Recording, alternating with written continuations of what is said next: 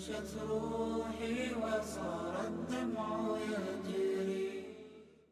السلام علیکم ورحمۃ اللہ وبرکاتہ۔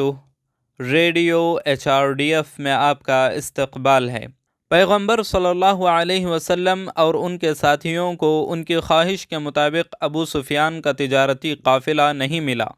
اتنا ہی نہیں بلکہ وہ جان گئے کہ قریش میدان جنگ میں آ گئے ہیں۔ آپ صلی اللہ علیہ وسلم نے اپنے ساتھیوں سے مشورہ کیا۔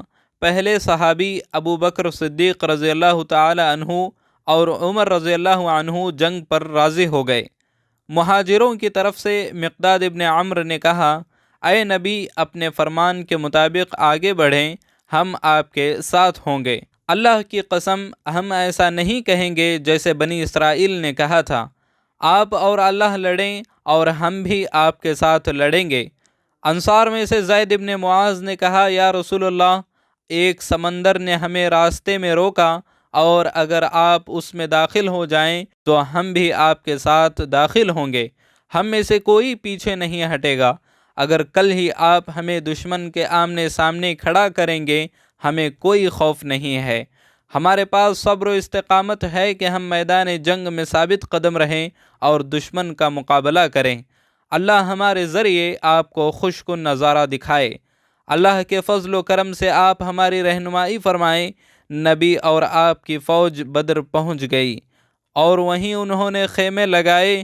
تب تک قریش کی فوج بدر کے قریب علاقے میں آ پہنچی تھی۔ قرآن کا مہاجر اور انصار کے موقف کی تصدیق کرتے ہوئے دیکھو، يا أيها الذين آمنوا إذا لقيتم الذين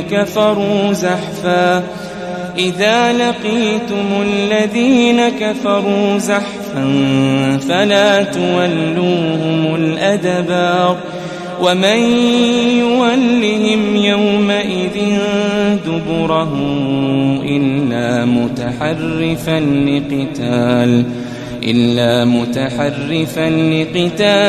أو متحيزا إلى فئة